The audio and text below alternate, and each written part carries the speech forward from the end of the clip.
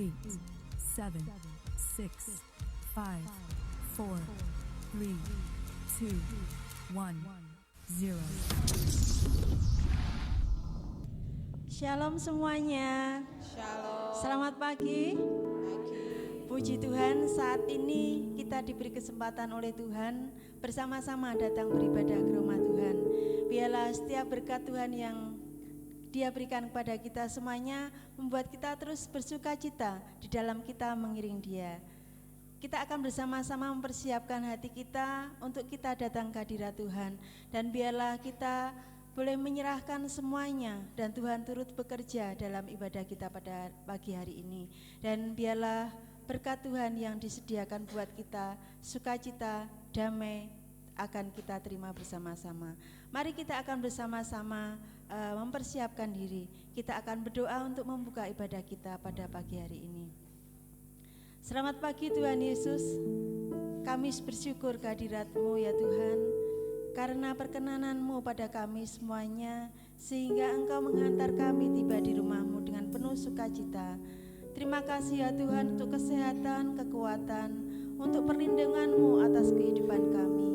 Dan kami saat ini Tuhan membawa diri kami, membawa hati kami untuk kami datang menyembah Engkau.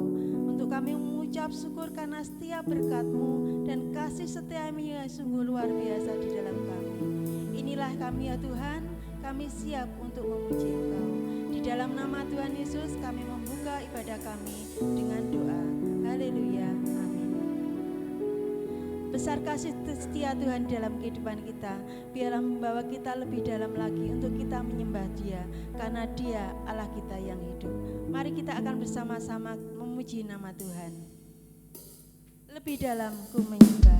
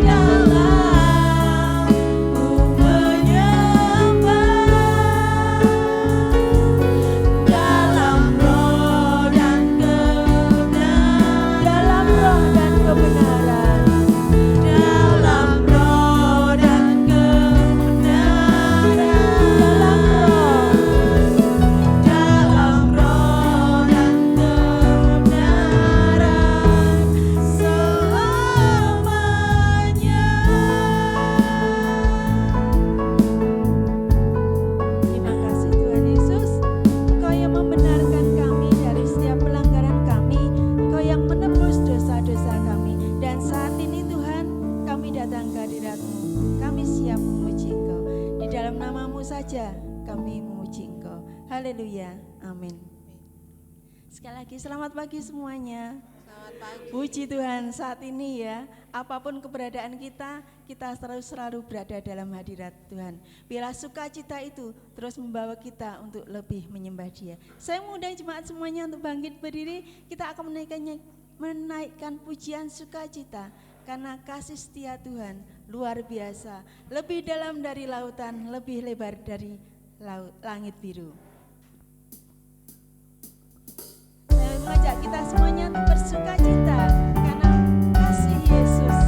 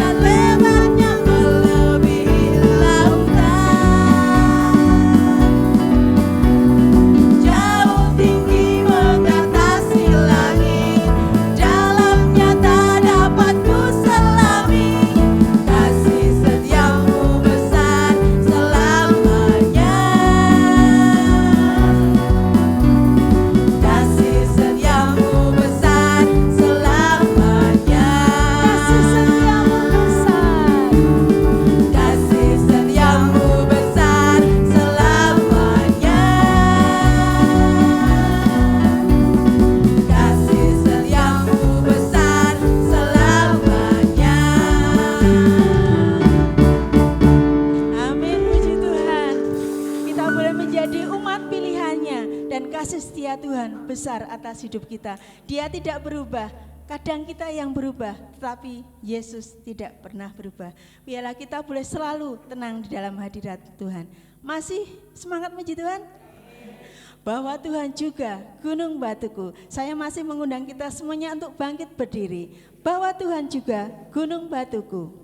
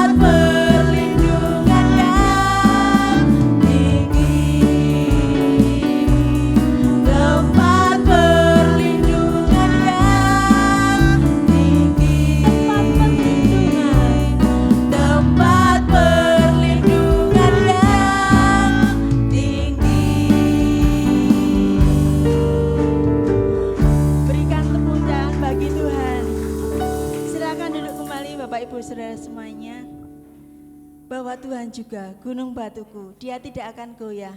Kalau kita terus tinggal di dalam Dia, biarlah kita terus setia di dalam mengiring Tuhan. Sukacita semuanya? Amen. Puji Tuhan. Karena saat ini kita akan bersama-sama memberikan persembahan keuangan kita, biarlah kita boleh memberikan sedikit berkat dari yang Tuhan berikan kepada kita dengan penuh sukacita. Terima kasih Tuhan karena Engkau sudah memberkati kami semuanya.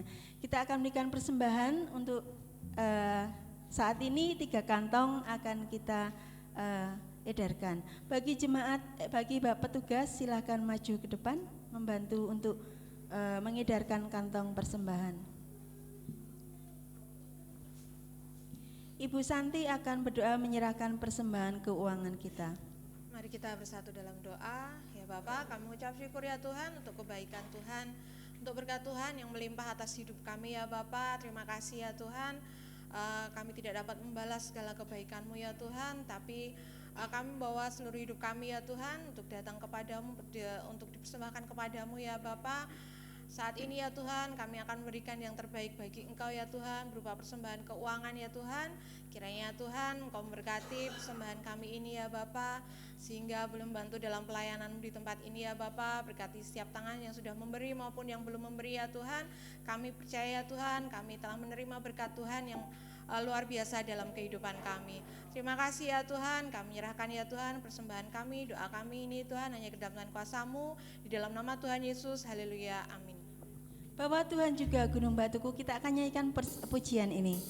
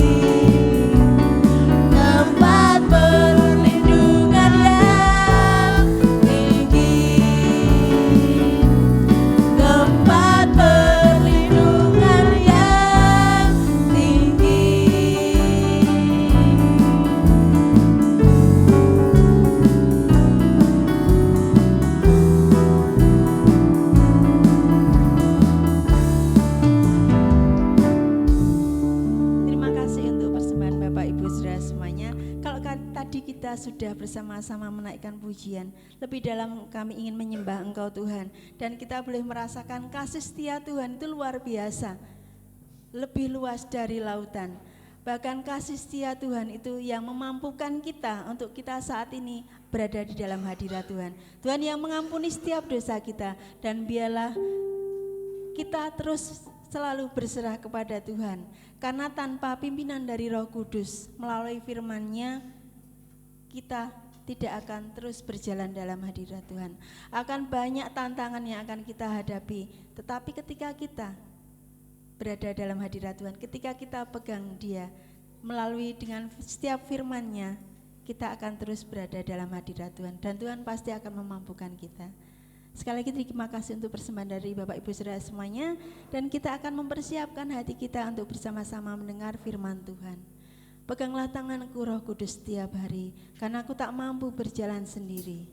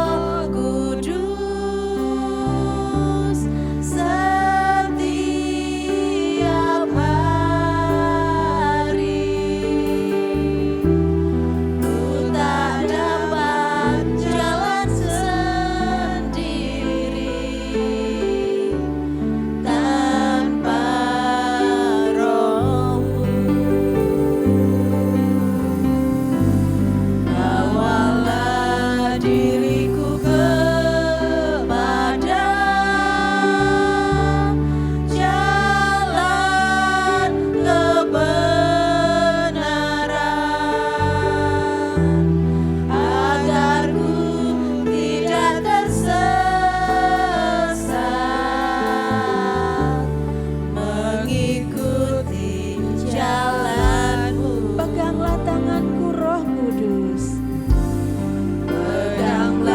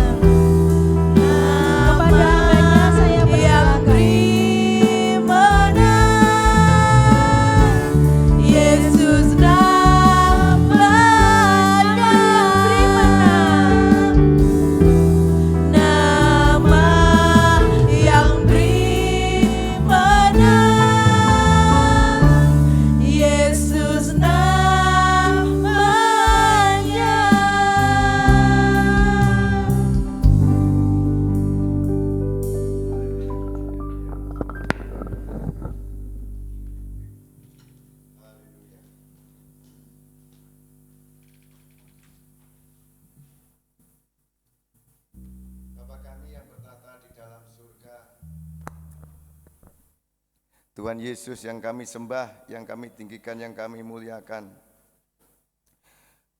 Kami sungguh mengucap syukur kepada Engkau ya Tuhan pada kesempatan pagi yang indah ini. Kami umat-Mu, Jemaat GCKI Elim Tegarrejo Yogyakarta, di kesempatan yang indah ini boleh kembali ada di rumah Tuhan di tempat ini untuk menaikkan pujian, untuk mengagungkan dan mempermuliakan nama Tuhan, untuk menyampaikan kudus, kudus, kuduslah Tuhan, sebagaimana para malaikat di dalam kerajaan surga, di dalam memuji dan mengagungkan nama Tuhan, juga selalu menggaungkan kata-kata tersebut, kudus, kudus, kuduslah Engkau ya Tuhan. Kami juga ya Tuhan, umat Tuhan di tempat ini tidak ketinggalan. Di kesempatan yang indah, pagi yang indah ini, kami sungguh mengucap syukur atas tuntunan dan penyertaan dari Tuhan, atas kemurahan yang dari Tuhan. Seberapa kami yang ada, kami boleh kembali bersekutu beribadah di tempat ini. Dan kami yakin, kami percaya Tuhan, kuat kuasa Roh Kudus-Mu hadir di tengah-tengah kami untuk memberkati setiap kami, untuk ya Tuhan menguatkan setiap kami di dalam kami menjalani hidup di tengah-tengah dunia yang fana ini ya Tuhan. Berfirmanlah melalui dari bibir hamba-Mu yang sederhana ini, ya Tuhan Yesus, kami siap untuk mendengarkan setiap butiran-butiran firman Tuhan yang akan keluar melalui lidah bibir hamba-Mu yang sederhana ini ya Tuhan. Terpujilah Engkau, di dalam nama Tuhan Yesus kami berdoa dan kami mengucap syukur. Bersama-sama kita katakan, amin. Ya, silakan duduk Bapak Ibu, Saudara yang terkasih di dalam Tuhan. Ya.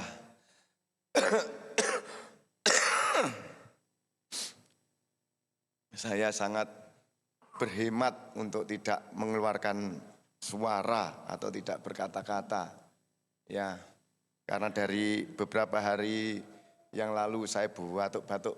Ya, Bapak Ibu, saudara sekalian, sudah dikeriin sama istri, belum kunjung reda.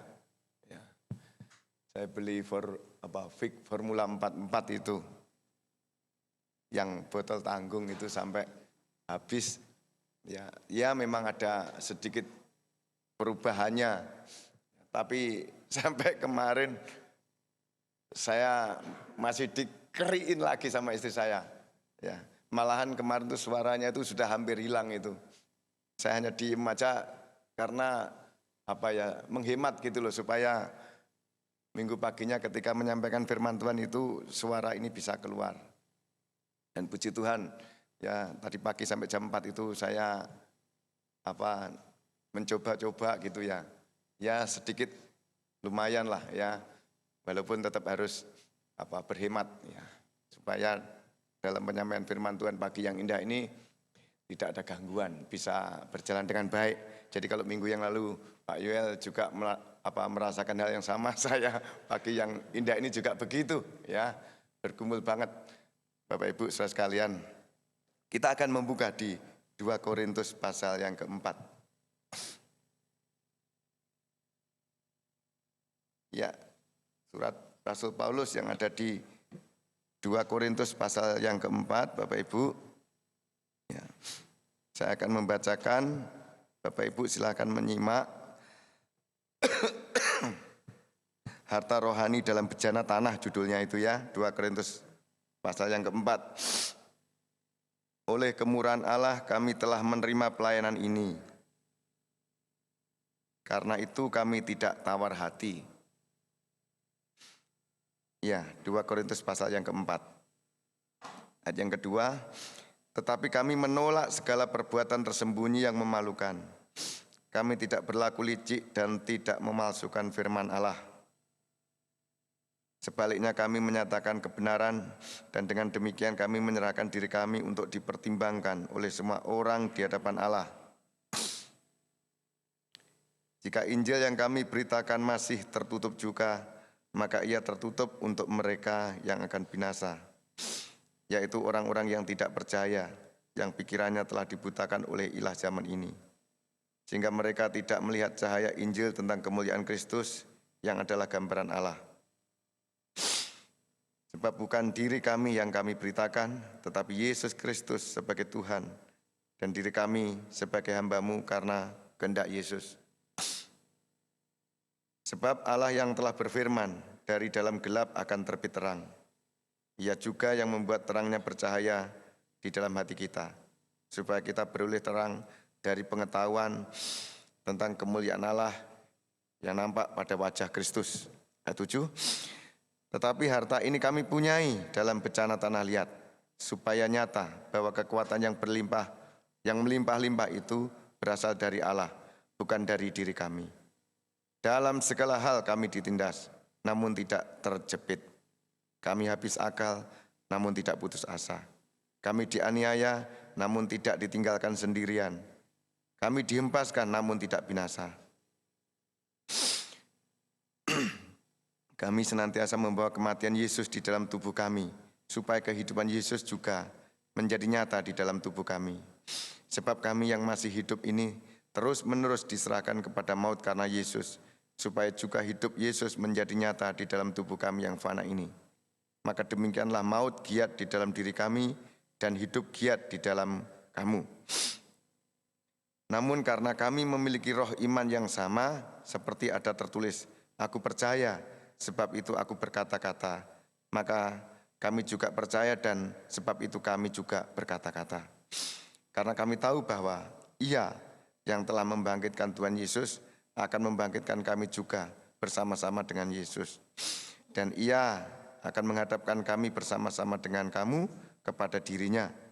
Sebab semuanya itu terjadi oleh karena kamu, supaya kasih karunia yang semakin besar berhubung dengan semakin banyaknya orang yang menjadi percaya, menyebabkan semakin melimpahnya ucapan syukur bagi kemuliaan Allah. 16. Sebab itu kami tidak tawar hati, tetapi meskipun manusia lahiriah kami semakin merosot, namun manusia batiniah kami dibaharui dari sehari ke sehari. Sebab penderitaan ringan yang sekarang ini mengerjakan bagi kami kemuliaan kekal yang melebihi segala-galanya, jauh lebih besar daripada penderitaan kami. Sebab kami tidak memperhatikan yang kelihatan, melainkan yang tak kelihatan. Karena yang kelihatan adalah sementara, sedangkan yang tak kelihatan adalah kekal. Amin. Ya. Bapak Ibu, saudara yang terkasih di dalam Tuhan, jadi kita hidup di tengah-tengah dunia yang fana ini, kita ini selalu akan dihadapkan kepada tantangan-tantangan, kesulitan-kesulitan, persoalan-persoalan, problema-problema hidup. Amin Bapak Ibu.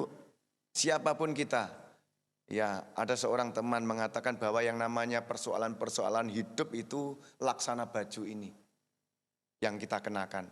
Jadi sementara kalau kita masih merasa malu kalau kita itu tidak memakai baju, atau dengan kata lain kalau kita itu masih butuh yang namanya sandang untuk menutupi aurat kita, begitu ya, maka seperti itulah masalah itu.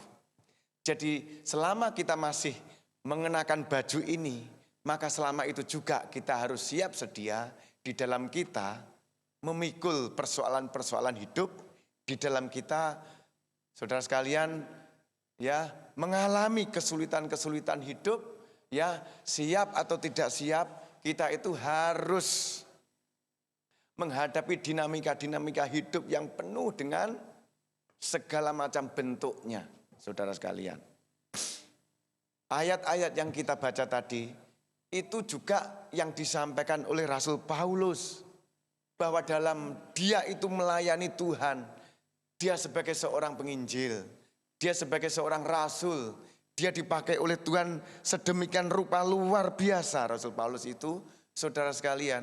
Maka sesungguhnya dia juga seringkali mengalami ujian-ujian hidup, mengalami persoalan-persoalan hidup, mengalami tantangan-tantangan dalam segala hal. Dia sebagai hamba Tuhan, sebagai pelayan Tuhan. Makanya di situ dikatakan saudara, tegasnya itu di ayat yang ke-7 ya.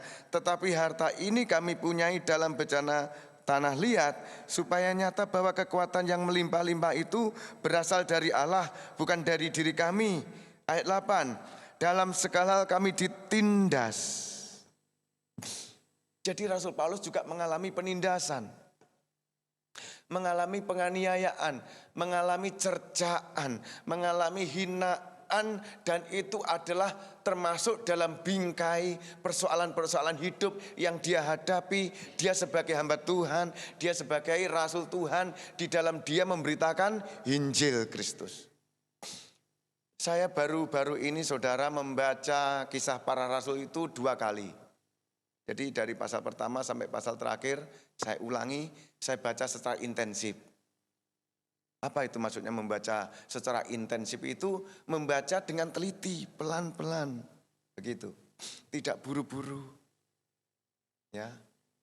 Jadi dari pasal pertama sampai pasal yang terakhir kisah para rasul itu saya belajar bagaimana Roh Kudus itu memakai para rasul pada waktu itu, ya. Dimulai dari Rasul Petrus dengan Yohanes, ya, di awal-awal pasal itu kisah para rasul sangat dominan. Rasul Petrus itu dipakai oleh Roh Kudus sedemikian rupa. Lalu kemudian eranya Stefanus yang begitu singkat. Lalu kemudian eranya Filipus ya juga begitu singkat. Dan yang paling panjang saudara sekalian itu adalah kisah mengenai Rasul Paulus yang sebelumnya namanya Saulus. Dari perjalanan dia ke Damsyik, dia mendapatkan penglihatan yang luar biasa. Terus kemudian hidupnya itu berbalik 180 derajat, dipakai oleh Tuhan sedemikian rupa, dipakai oleh Roh Kudus di dalam memberitakan Injil sampai kepada saudara sekalian. Pasal yang terakhir itu Roh Kudus memakai Rasul Paulus sedemikian luar biasa. Dari dulunya itu dia merekomendasikan ya supaya orang-orang Kristen itu ditangkap, begitu ya. Sampai kemudian dianiaya, bahkan juga sampai dibunuh. Itu Saulus, itu termasuk salah satu di samping orang-orang yang pada waktu itu anti terhadap kekristenan. Dia itu merekomendasikan untuk ditangkap setiap orang yang percaya kepada Kristus. Sampai pada akhirnya Roh Kudus menangkap dia dalam perjalanan dia ke Damsyik. Dan di situ menjadi titik balik hidupnya Rasul Paulus, saudara sekalian, dipakai oleh Tuhan secara dahsyat, secara luar biasa. Tetapi dalam perjalanannya, saudara, dia juga mengalami apa yang tadi di situ dikatakan di ayat yang ke-8, dalam segala hal kami ditindas. Dia juga mengalami penindasan. Ya, dia yang dulunya itu menganiaya jemaat-jemaat Tuhan pada waktu itu, dia juga akhirnya juga mengalami penganiayaan ketika dia itu memberitakan Injil. Ya, dalam segala hal kami ditindas namun tidak terjepit. Kami habis akal namun tidak putus asa. Ya, kami dianiaya namun tidak ditinggalkan sendirian. Kami dihempaskan.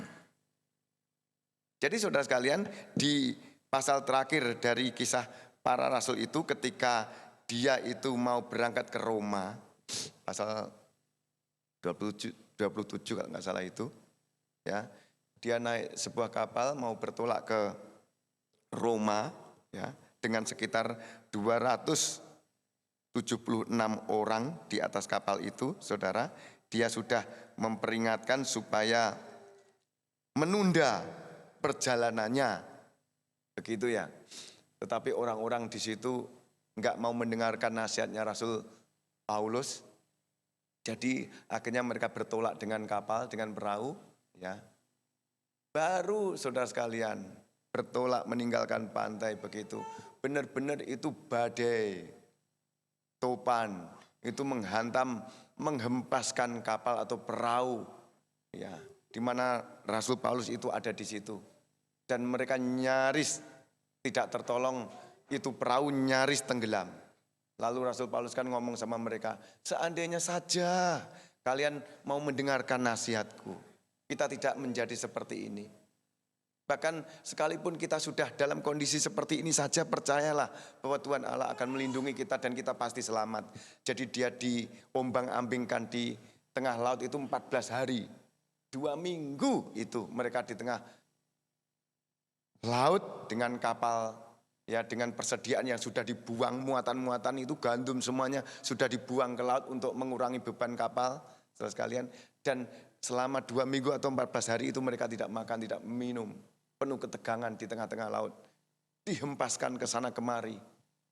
Kapal atau perahu yang dinaiki oleh Rasul Paulus dengan orang-orang yang ada di situ, sampai kepada kemudian dia terhempas ke pulau yang namanya Pulau Malta. Sekarang namanya itu menjadi negara Malta. Kecil itu di Eropa sana, saudara sekalian. Jadi dalam dia itu mengemban misinya Tuhan, dalam dia memberitakan Injil itu Rasul Paulus, saudara sekalian, dia mengalami yang namanya dihempaskan itu, saudara, namun tidak binasa. Di situ dikatakan, ya, di ayat yang ke-9 itu. Jadi Rasul Paulus pun, saudara, sebagai seorang rasul, sebagai seorang hamba Tuhan, dia mengalami penderitaan, hal-hal yang tidak mengenakkan, penganiayaan, penindasan, semuanya itu menjadi satu, menyerang di dalam kehidupan Rasul Paulus. Justru pada saat dia mulai bertobat, justru pada saat dia mengalami, saudara sekalian, melayani Tuhan, memberitakan Injil ke sana kemari dan sebagainya.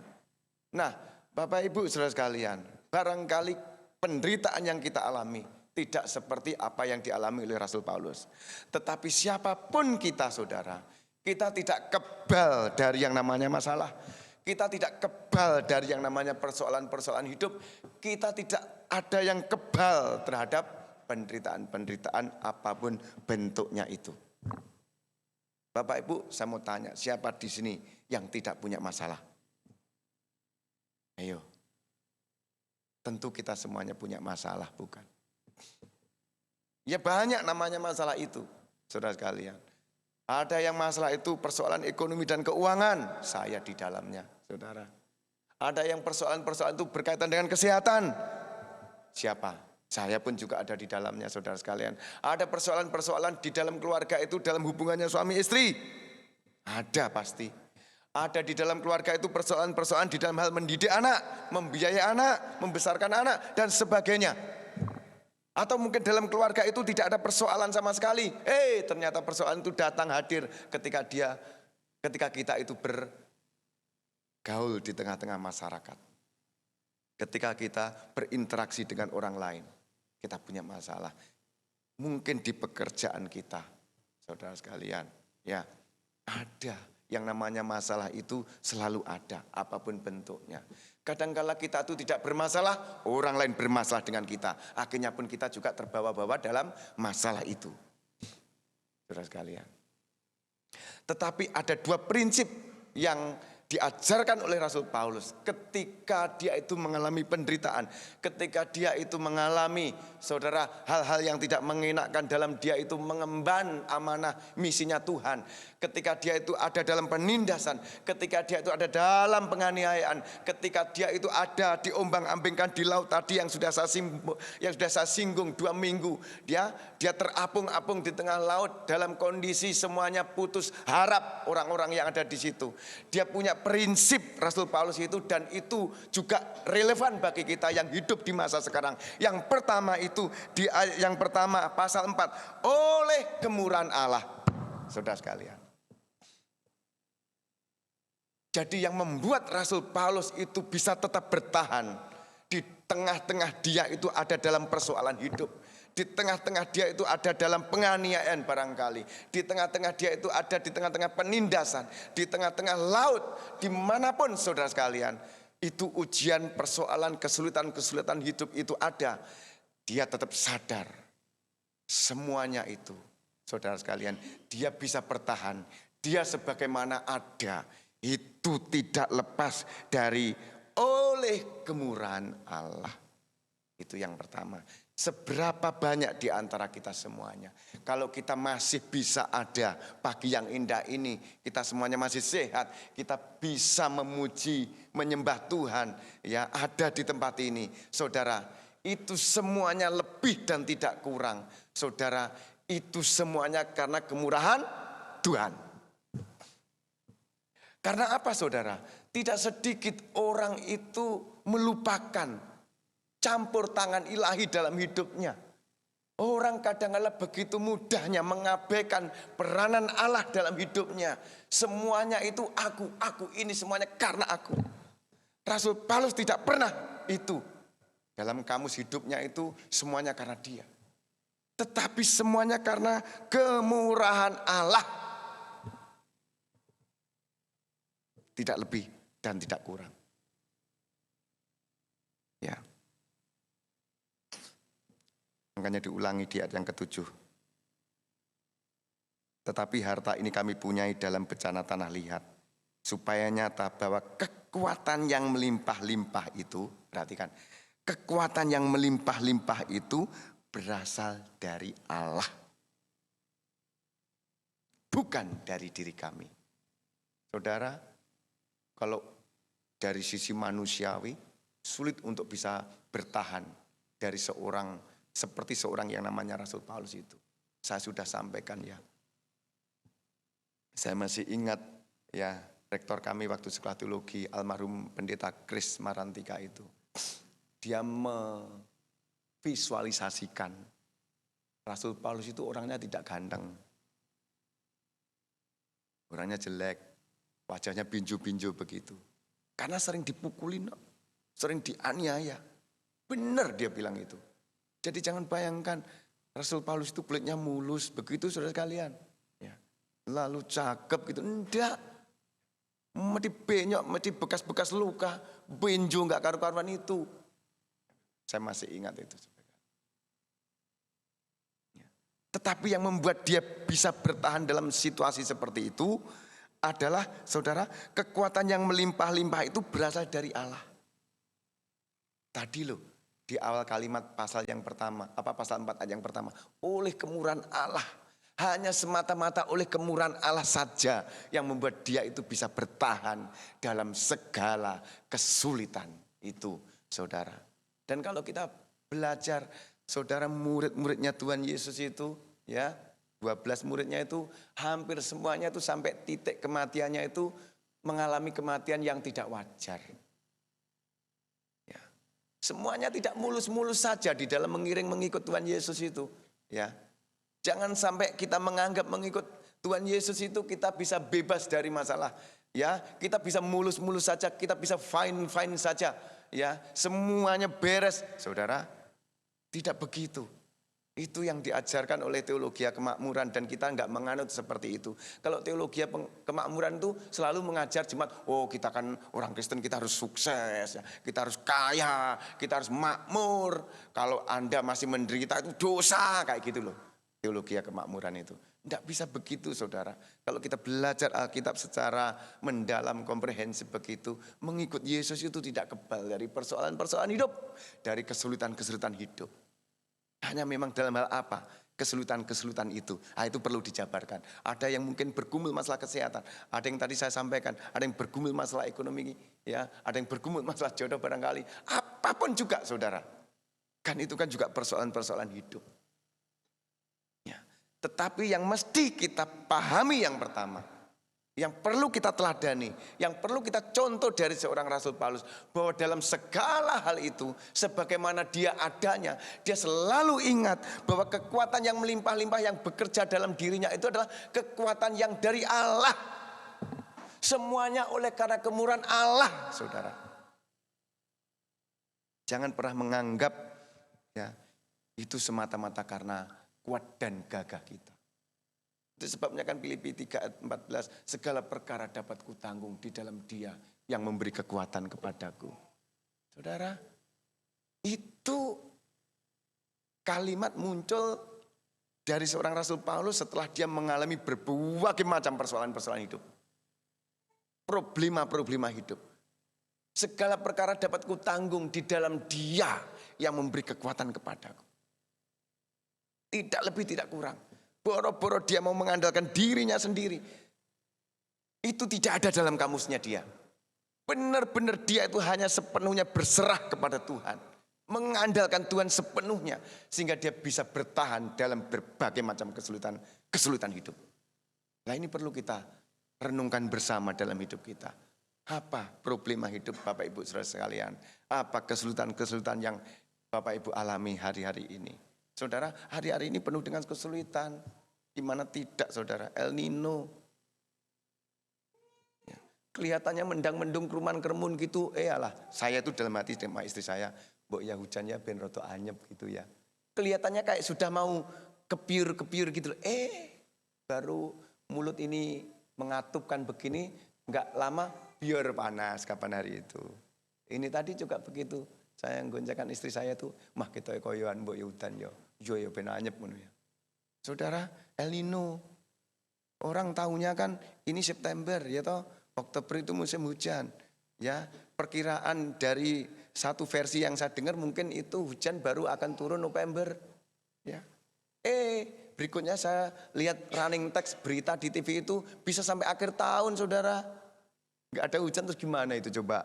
Di mana-mana ada pada kekeringan. Kemarin Gubernur Jawa Timur Khofifah Indar Parawansa itu ketika dia datang ke Gunung Bromo yang kebakaran itu, dia bilang sambil ngecek ke Bulog, ngecek logistik berasnya itu gimana, dia bilang, loh saya tanya tidak hanya awal November hujan sampai akhir tahun, belakangan saya dapat konfirmasi dari BMKG bisa sampai Februari. Coba saudara, kalau misalkan begini terus gak ada turun hujan, kelimpungan loh.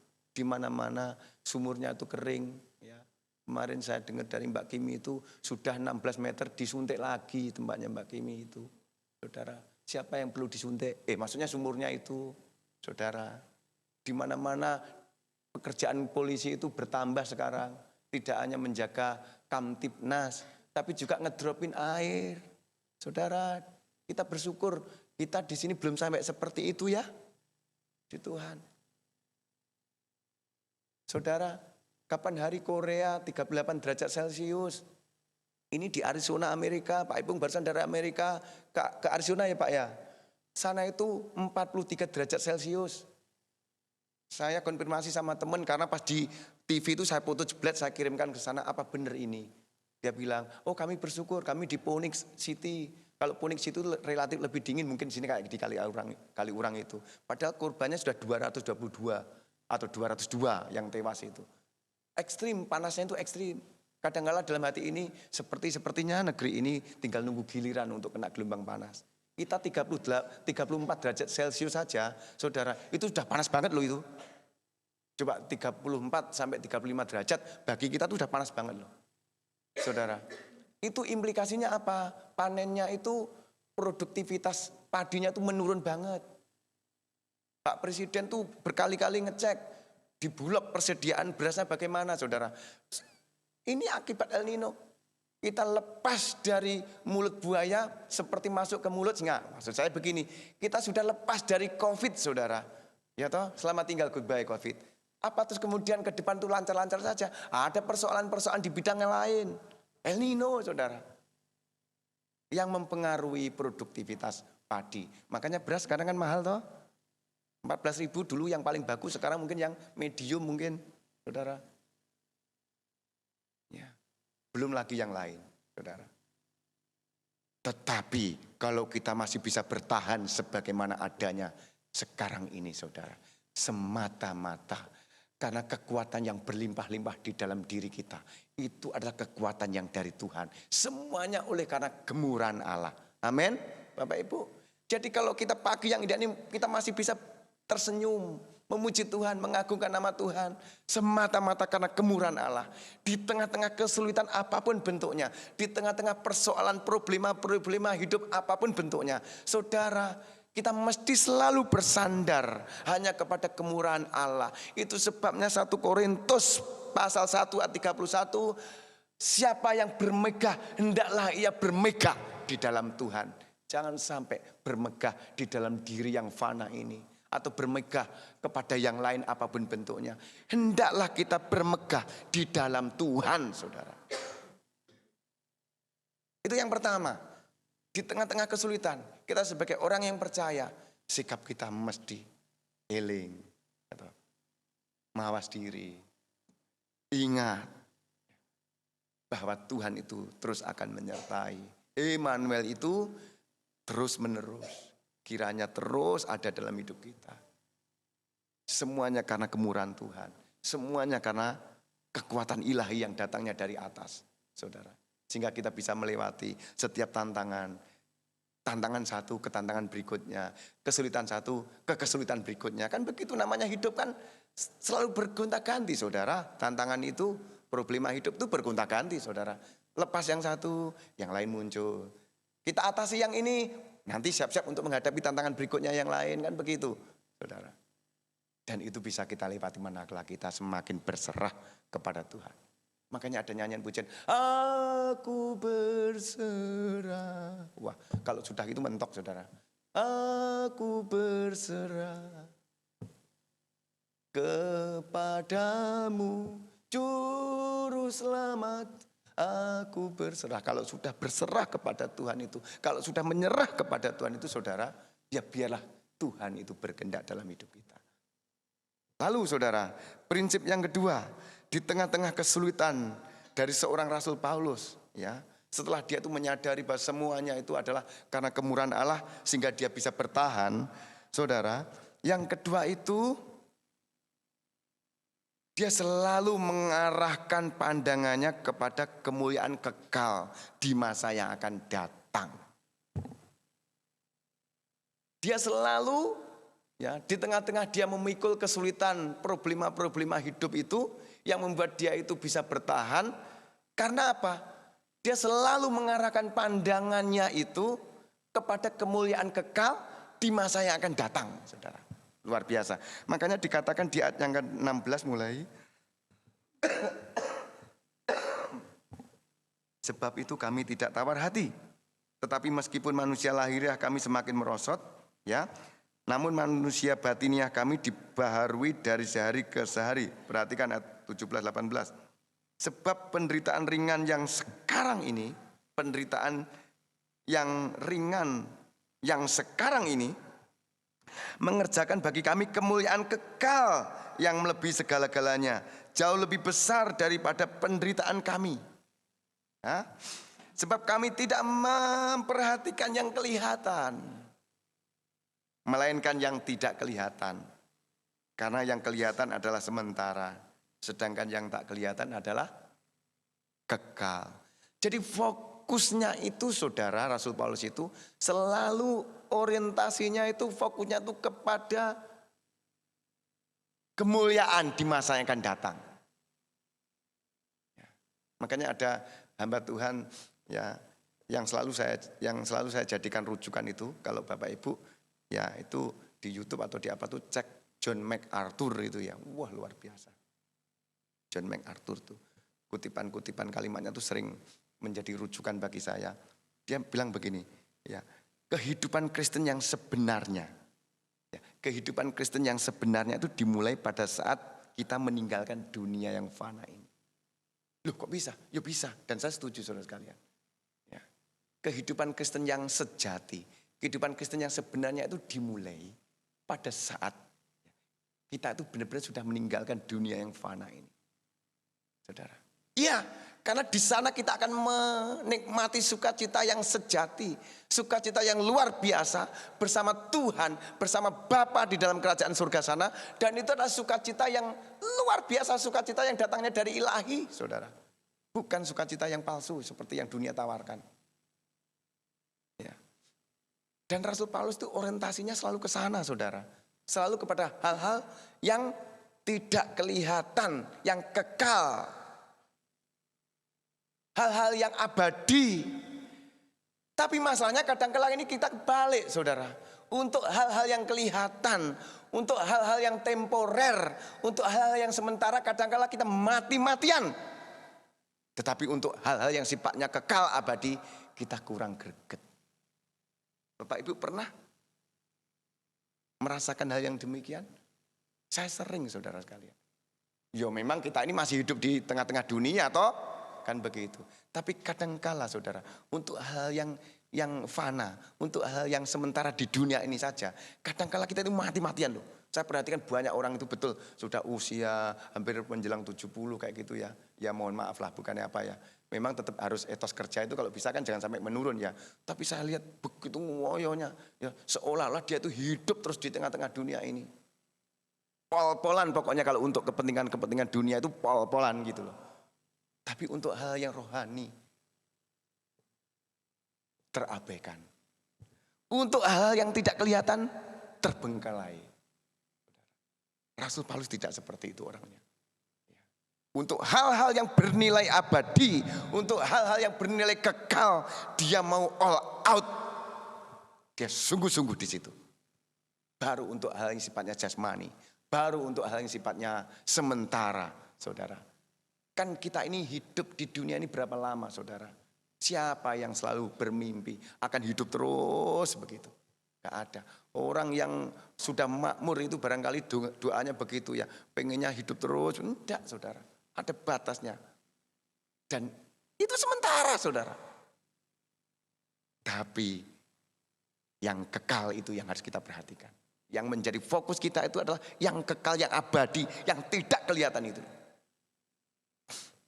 Itu sebabnya ya dikatakan, karena itu kalau kamu dibangkitkan bersama Kristus, carilah perkara yang di atas di mana Kristus ada, duduk di sebelah kanan Allah. Pikirkanlah perkara yang di atas, bukan yang di bumi. Rasul Paulus di bagian yang lain juga mengatakan begitu, saudara.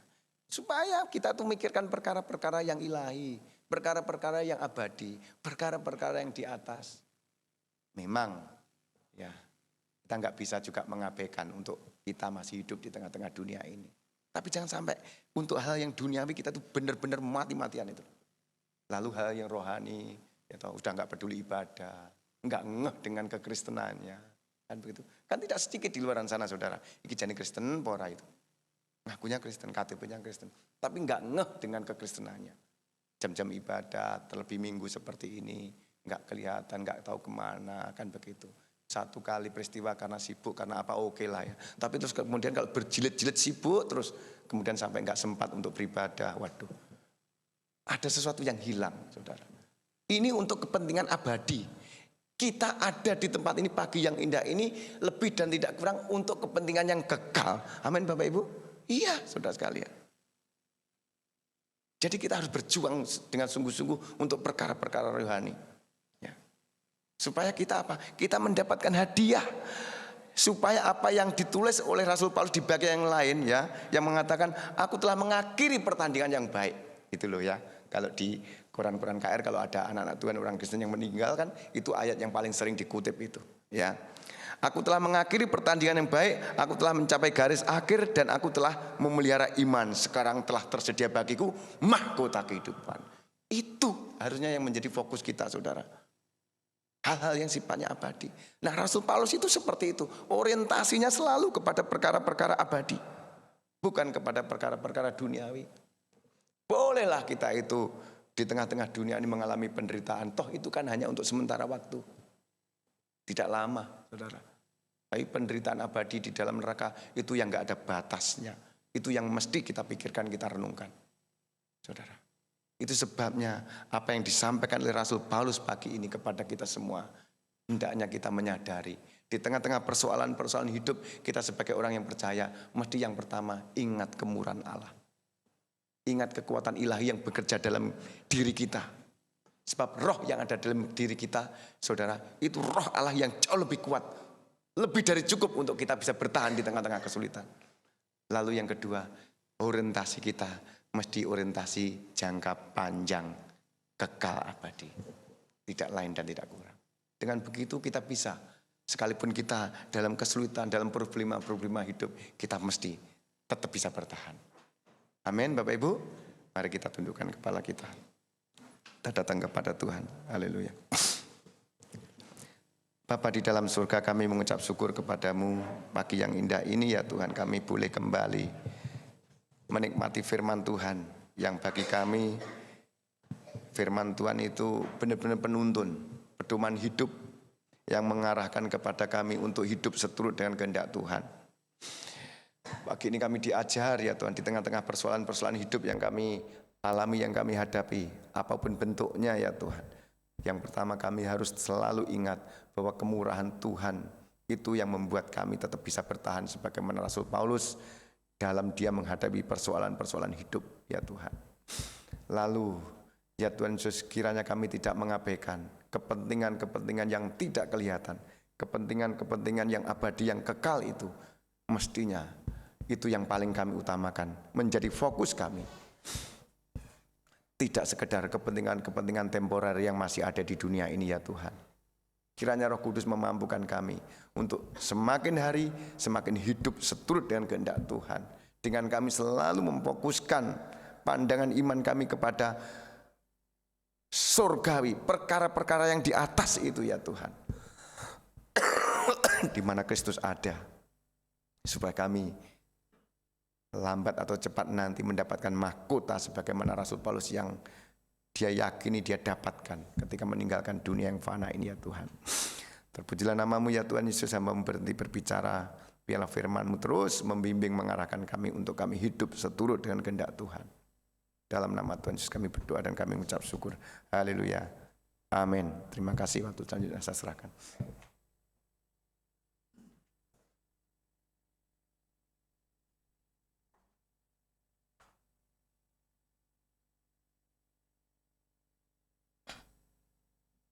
Haleluya. Saya percaya Bapak, Ibu, Saudara semua diberkati Tuhan. Ya, terima kasih Pak Petrus.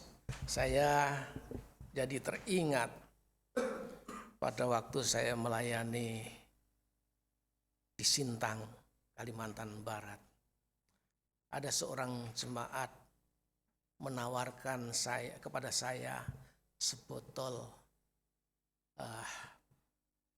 asir yang lembut, tapi itu adalah butir-butiran emas. Pak Yuel, ini ada sedikit. Kalau Bapak Yuel mau, saya berikan. Waktu itu saya menolak, saudara-saudara. Menolak. Karena apa? Saya tahu kehidupan warga jemaat itu, ya setiap hari kungkum, setiap hari bawa sekop, setiap hari dia berjuang untuk mendapatkan butir-butir itu. Tidak mudah. Tidak mudah. Mau ditawarkan, ya pertama memang saya mau balas dengan apa, saya nggak punya uang.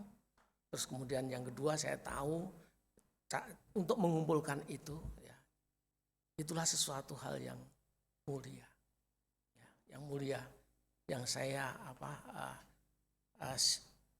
sangat menghargai bahwa dia mengusahakan itu dan menemukan itu, masuk mau dikasihkan secara gratis, cuma-cuma. Dan saya nggak berpikir tentang hal itu juga waktu itu. Dan saudara-saudara, itulah sebenarnya hidup kita itu mendapat kekuatan. Kalau tadi ayat yang ke-7, kekuatan yang melimpah-limpah itu bukan kita yang mengerjakan, tetapi Allah yang mengerjakan. Yang kedua, bahwa penderitaan ringan yang sekarang ini ada dalam kehidupan umat Tuhan adalah mengerjakan untuk kemuliaan kekal di kemudian hari. Nah, saya bayangkan bahwa kita itu seperti butir-butir emas yang tadinya bercampur dengan tanah, nggak berbeda, sama-sama mengeluh ya. Tapi oleh tangan orang yang tahu itu dipisahkan dan diolah sedemikian rupa untuk menjadi sesuatu yang indah. Itu pun harus harus didulang, maksudnya dilebur ya, dilebur baru dicetak jadi sesuatu hal yang berharga. Itulah sebenarnya kita, saudara-saudara. Jadi kiranya dengan berbagai masalah yang ada yang Tuhan izinkan, itu Tuhan mengerjakannya. Tidak apa-apa. Ya, karena ada kebaikan. Jadi kita bersyukur saja. Jadi konteks kita tetap bulan ini masih bulan syukur ya. Bulan syukur, jadi kita tetap mengucap syukur ya. Kalau apapun masalah yang kita syukuri. Walaupun saya tahu beras mahal, betul enggak saudara-saudara? Beras 13.000 pun rasanya kurang enak ya puji Tuhan. Ya, bersyukurlah yang punya pohon pandan, tambahi pandan, tambah harum ya. Ya puji Tuhan, saya kira terima kasih Pak Petrus. Kita akan masuk di dalam perjamuan Tuhan. Kami undang semua yang bertugas untuk mempersiapkan diri, semua ayo.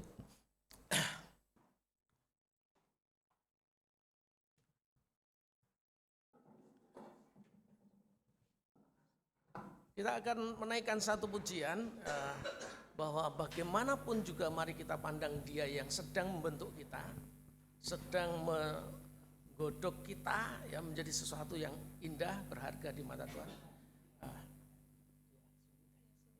Dia sungguh indah. Kita akan naikkan pujian itu. Saudara akan dilawat dengan roti dan minuman perjamuan Tuhan.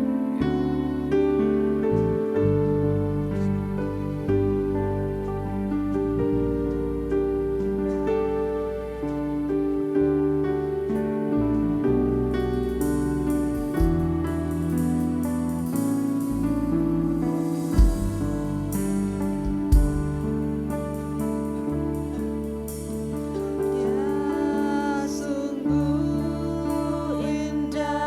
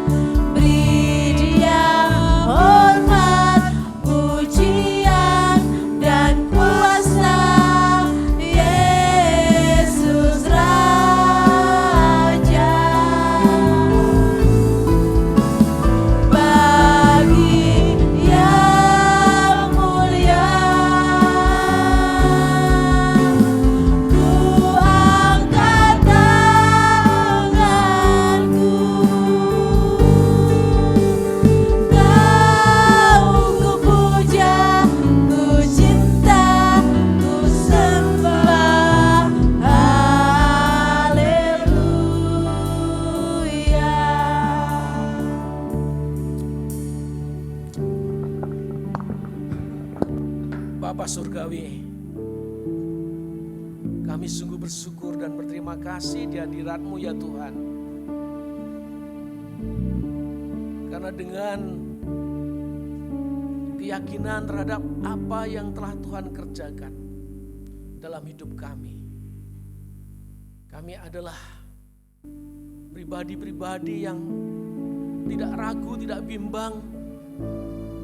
Kami adalah orang-orang yang menyambut Engkau sebagai Tuhan dan Juru Selamat kami. Engkaulah sumber kekuatan kami. Engkaulah sumber pengharapan kami. Rancangan-Mu indah. Sekalipun kami harus melakukan seturut dengan kehendak-Mu, Tuhan mengizinkan dalam perjalanan hidup ini ada godaan untuk mengeluh, ada godaan untuk tidak puas. Tapi sungguh hari ini Engkau telah berkata-kata kepada kami, sesungguhnya Engkau tidak membiarkan kami jalan sendiri, memikul beban sendiri. Engkaulah yang memberikan kekuatan kepada kami secara berlimpah-limpah. Engkaulah juga yang memberikan pengharapan kepada kami bahwa penderitaan yang kami alami saat ini akan mengarah kepada kemuliaan kekal yang luar biasa. Terima kasih ya Tuhan. Karena itu ya Bapa, tetaplah Engkau menjadi Tuhan dan Juru Selamat kami. Tetaplah Engkau bertahta di dalam hati kami. Biarlah kami senantiasa hari lepas hari menikmati persekutuan yang indah dengan Engkau. Pagi hari ini kami mengucap syukur. Setelah Engkau mengenyangkan kami dengan firman-Mu, saat ini kami boleh menikmati kehangatan persekutuan dalam perjamuan. Tangan kami sudah memegang roti, tangan kami sudah memegang minuman. Ini bukan kehendak manusia, ini bukan kehendak lembaga, tetapi ini adalah pesan daripada Engkau sendiri yang Kau sampaikan kepada kami melalui rasul-rasul-Mu, melalui hamba-hamba-Mu. Kami berterima kasih. Karena ini kami akan menyambut roti dan minuman ini dengan penuh syukur, penuh sukacita. Dan kami meyakini bahwa duaan nasir perjamuan ini mendatangkan berkat yang luar biasa. Bagi kami yang mengimani bahwa ini adalah Kau kuduskan, Kau khususkan. Dan di balik itu semua kami yang merespon dengan hati yang penuh dengan sukacita akan mendatangkan kekuatan yang baru. Yang lemah dikuatkan, yang sakit disembuhkan, yang memiliki masalah-masalah yang saat ini masih ada, Tuhan akan membawa kepada jalan keluar. Terima kasih. Terima kasih ya Tuhan. Atas semua yang kami klaim ini sebagai janji kebenaran dari Engkau. Lambat atau cepat janji-Mu akan terbukti. Terima kasih. Kiranya nama-Mu dipermuliakan. Dan kami siap untuk menyambut roti dan minuman ini. Sambil mengingat apa yang Kau lakukan di antara murid-murid-Mu. Pada malam perjamuan. Saat itu Yesus mengambil sepotong roti. Dia mengenadah, memberkatinya, memecah-mecahkannya, dan membagikan kepada murid-muridnya sambil berkata, ambillah, makanlah, inilah tubuhku yang kuserahkan bagimu. Perbuatlah setiap kali kamu memakannya menjadi peringatan akan daku. Mari saudara-saudara, dalam nama Tuhan Yesus kita makan bersama-sama.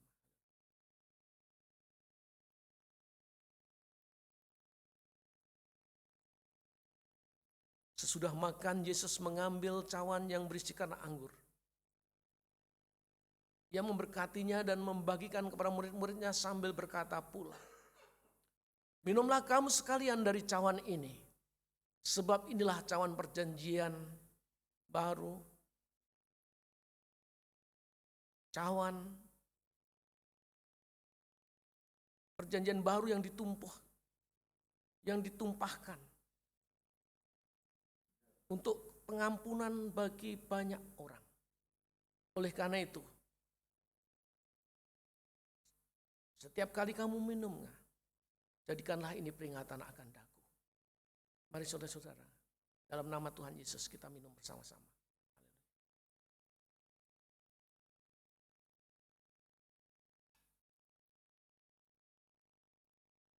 Haleluya, kita naikkan pujian.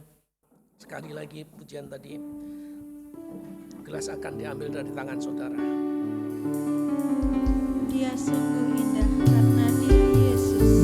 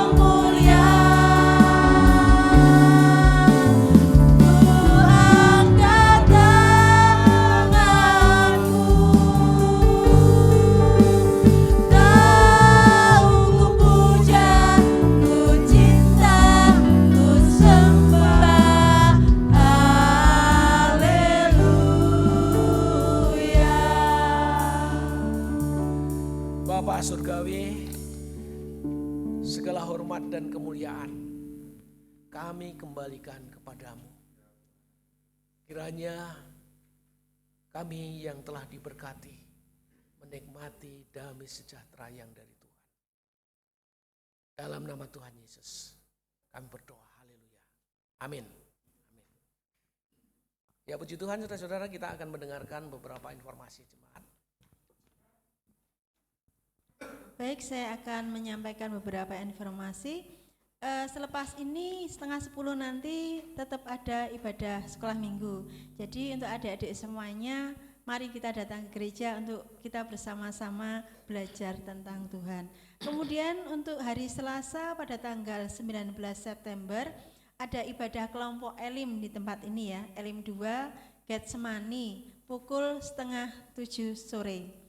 Kemudian pada hari Rabu tanggal 20 September mengundang seluruh jemaat untuk hadir di ibadah doa dan puasa besok Rabu di tempat ini pukul 7 malam.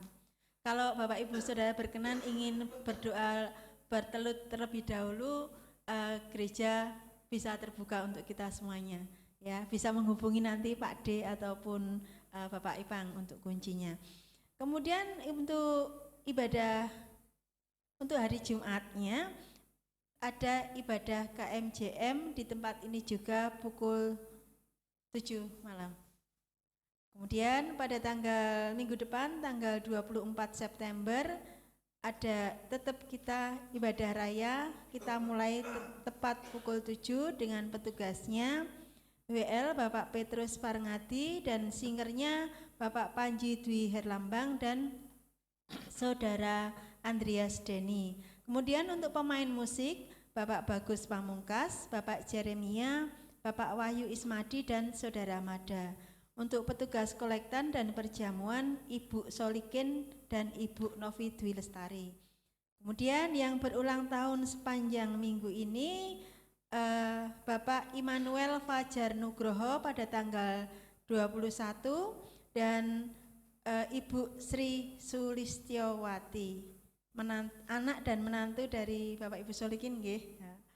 Itu saja, selamat ulang tahun bisa kita sampaikan besok tanggal 21 hari Senin dan tanggal 23. Itu saja pengumuman yang saya sampaikan, kiranya menjadi perhatian kita semuanya.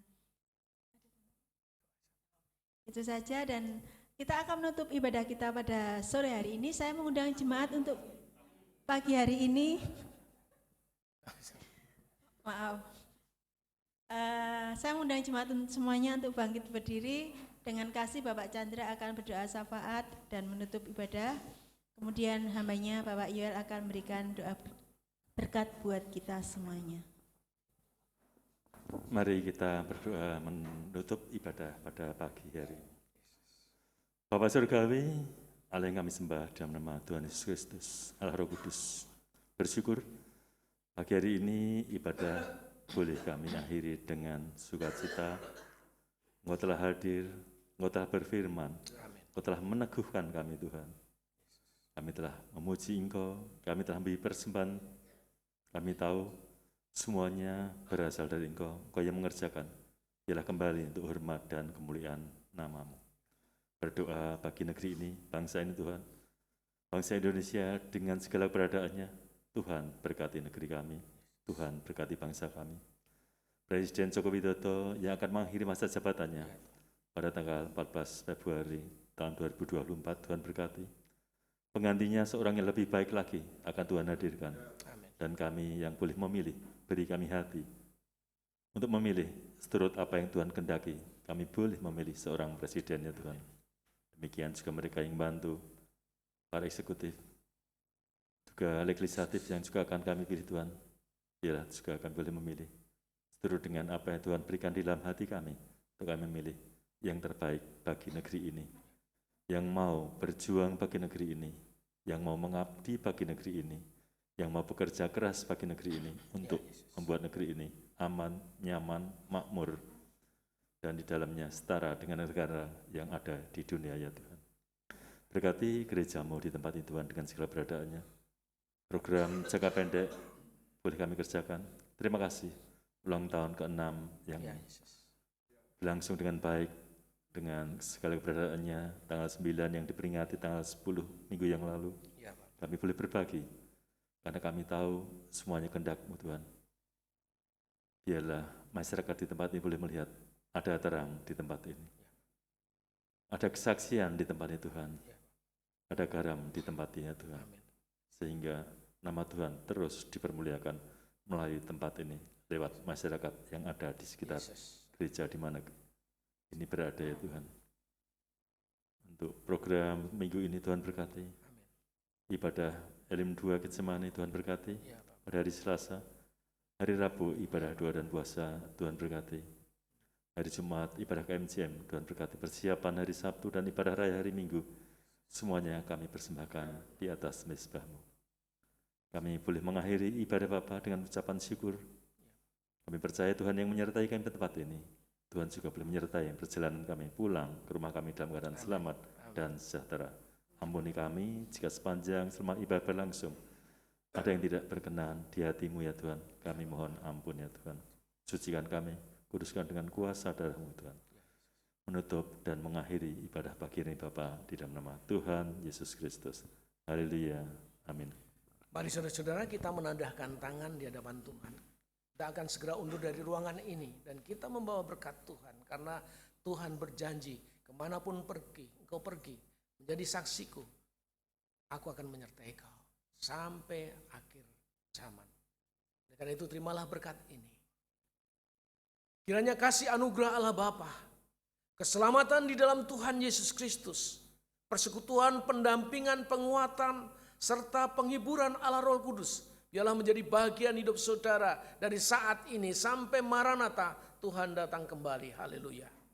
Amin. Bagi Dia segala pujian.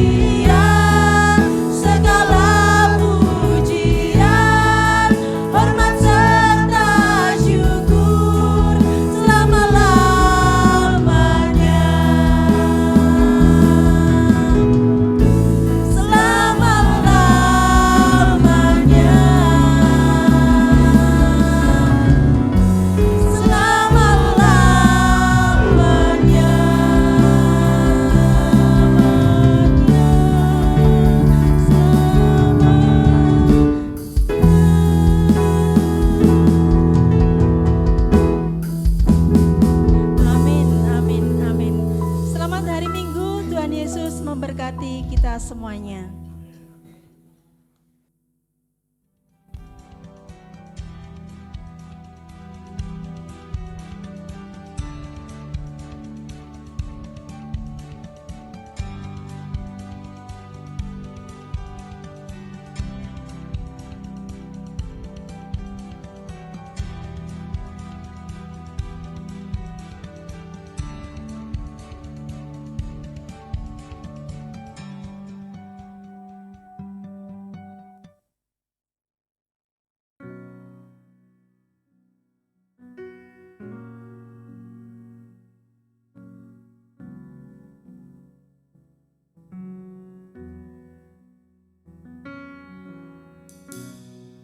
When the music fades, all is stripped away, and I simply come,